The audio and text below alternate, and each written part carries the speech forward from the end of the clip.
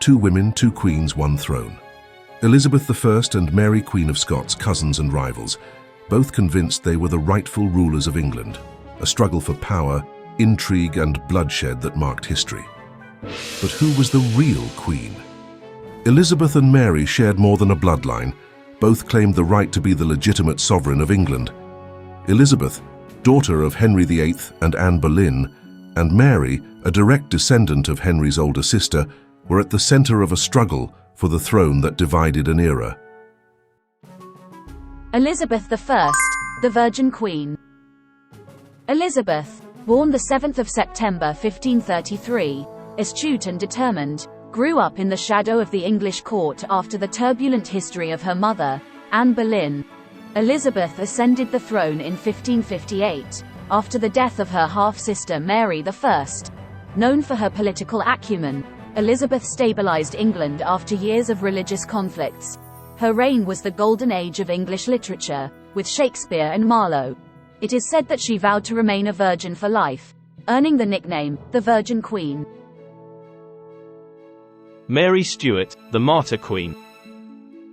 Princess Mary Stuart was born on the 8th of December 1542, daughter of James V, King of Scotland.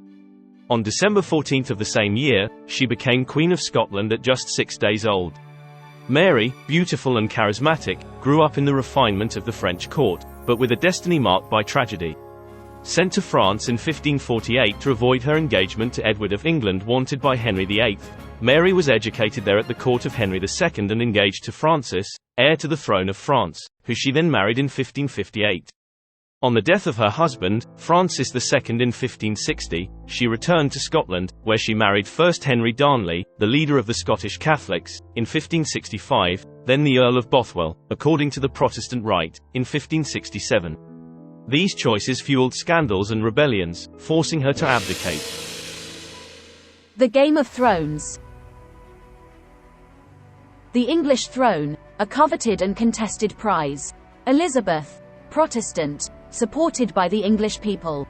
Mary, Catholic, backed by foreign powers. Both with a strong sense of duty towards the crown, but with personalities and destinies at odds. After abdicating, she fled to England, where she was imprisoned by Elizabeth for 19 years. English Catholics then thought of replacing Elizabeth with Mary Stuart. However, the rebellion of the Counts of the North in 1569 was violently repressed, and Elizabeth, excommunicated by the Pope the following year, appeared from that moment on as the defender par excellence of Protestantism. Instead, Philip II of Spain, according to his usual political fluctuations, thought of freeing the former Queen of Scots. Mary's imprisonment lasted 19 years and became increasingly severe as Elizabeth's concern for the presence of a rival supported by foreign powers increased.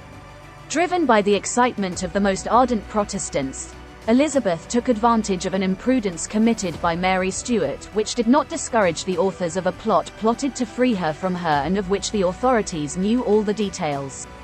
Mary Stuart was interrogated, judged and beheaded in 1587. She supported the trials of the trial and awaited her death in a calm and courageous way, which contributed to making her mistakes forgotten and making her memory greater. But the story doesn't end there.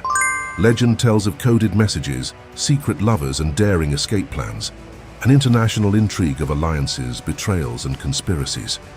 Mary accused of plotting against Elizabeth. The execution of Mary, Queen of Scots, is one of the most controversial events in English history.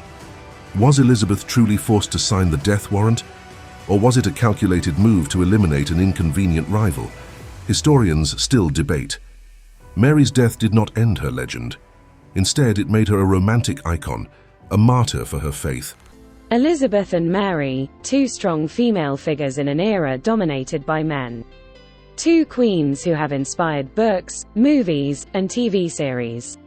From Mary, Queen of Scots, to Elizabeth, their lives have been romanticized and dramatized for the big screen.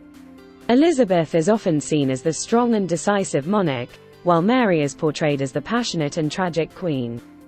History has seen Elizabeth I as the queen who brought England to new heights of power and culture. Mary Stuart, on the other hand, is remembered as a tragic figure, a Catholic martyr. But who was the real queen? The answer is not so simple. Perhaps both, in their own way. Elizabeth, the strategist who led England to glory. Mary, the passionate woman who paid for her faith with her life. One thing is certain. Both have left a legacy that continues to influence culture and history to this day.